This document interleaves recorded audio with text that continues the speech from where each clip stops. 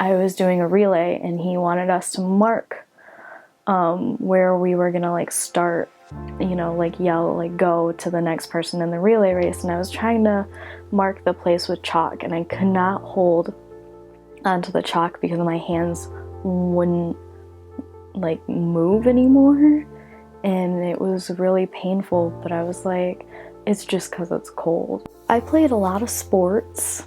I played basketball, track, and volleyball, and I continuously had like pains in my like wrists, and I continuously was running on my legs and they would hurt and my knees would start to lock up and I couldn't like fully extend my leg. It was really weird.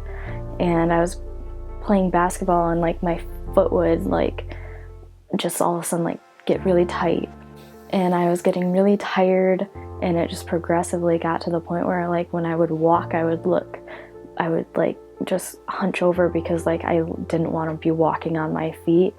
And my mom would ask me all the time like, are you okay, like what's wrong, like why are you walking like that? And I would just be like, oh, it's nothing, like I think I was just like from running the other day, I think it's just from, you know, going barefoot all the time. I was taken in for my physical to play sports in 8th grade, and I told my doctor like my symptoms or whatever, and he was like, you know what, we're just gonna do, you know, some blood drawing and we're just gonna test it, and like there's this thing, it could be rheumatoid arthritis, but it's probably not, so like don't even worry about it, and we're gonna check you for like low iron and like a thyroid problem, but like don't worry, you probably don't have it. I was diagnosed with rheumatoid arthritis when I was 13 years old, so I was in 8th grade.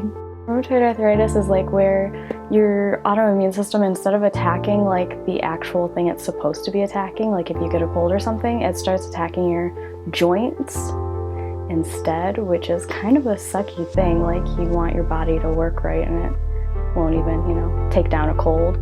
Also with rheumatoid arthritis, I have a thyroid problem, which they're like directly linked, and if you have like an autoimmune disease like rheumatoid arthritis, you're most likely to get a problem like thyroid. Flare-ups can happen when I like experience a lot of stress, like either at home or at school, it really doesn't matter. And they can kind of come out of the blue too, but mostly it's related to like stress, and it can also be related to like diet. It feels like when you jam your finger, and then it just feels like that all the time. It aches a lot, and it throbs. Like if you felt your hands, they're just like hot, they're fevered from being like so in pain and so swollen, and it's really hard to explain the pain and like the uncomfortable like feelings that you have like that go along with arthritis. I went to a doctor in Ann Arbor at the University of Michigan, and you know, they gave me a lot of medicine to try, and they gave me methotrexate, which is kind of like a small dose of chemo, and it's a really good medicine if you can stomach it, but I literally couldn't stomach it. I was in 8th grade and I was really lucky. I went to a school where I had like a lot of support because I had went to school with these kids for like years. But then I went into high school, and high school's messy, like so messy. And I think that was kind of like when it started to take like a really like deep turn into like, oh my gosh, this is like an actual thing in my life that I'm going to have to like start thinking about.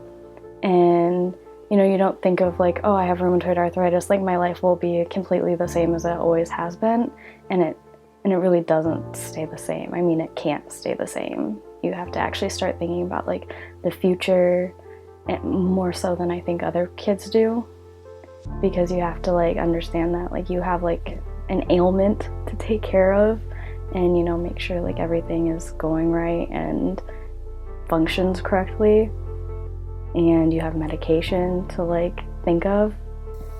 So freshman year I was like doing okay, starting high school.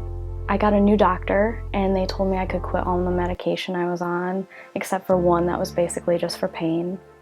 And that seems crazy to tell like a 14, I was a 14-year-old kid at this point, that they can just quit their medication. You'll be fine. Because you're not. My mom called the Grand Rapids, Children's Hospital and finally got me in there, and I was so lucky to get into that, hospital, because they actually started like taking like treatments and everything like really seriously. And so I go into the hospital once a month, and they hook an IV up to me, and they give me some medicine to make sure I don't like react badly with it. So like Benadryl and Tylenol.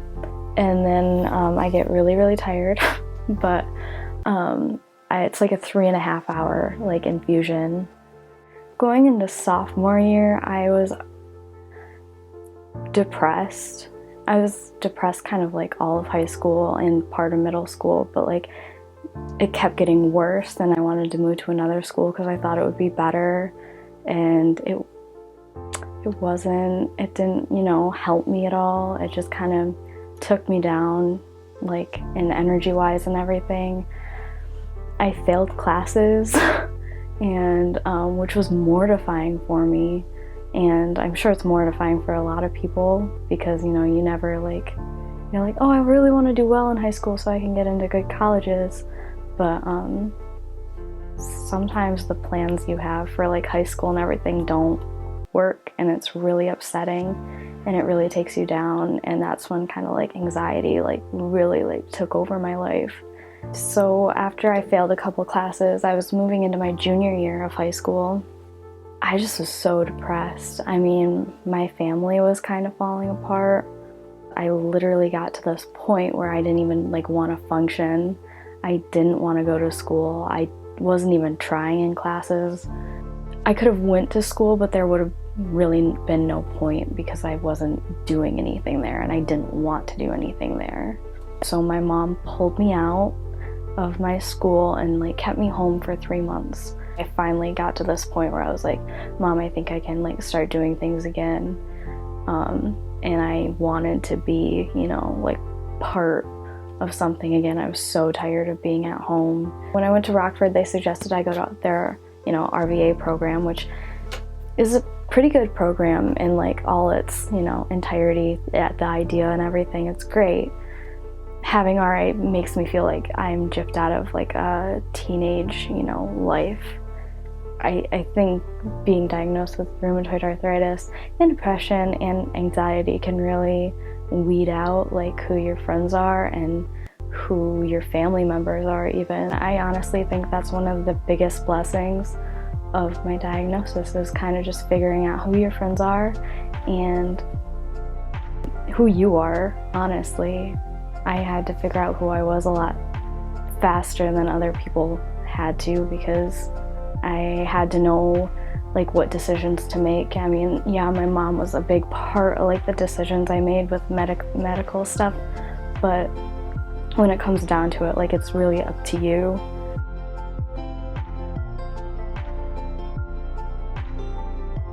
That's actually like the scariest part of my life. Like I have no one to ask how like rheumatoid arthritis affected their life. I'm kind of just doing this on my own, and I would hope that I could figure out how to, live like an almost normal life with rheumatoid arthritis. I think that having arthritis really kind of makes your future almost unpredictable, especially because you don't know if you're going to be fine and the medicine you're on is going to work forever and you're going to be completely okay with it, or if you're continuously going to like start reacting badly to medications, or they're going to lose their like efficiency and effect on you. And that's like really scary to me. It's not simple. It's a really big life change. But that doesn't change like exactly who you are. Like deep down, you're still the same person before the diagnosis as you are after. You just have to get stronger and smarter about how you treat yourself and treat your body.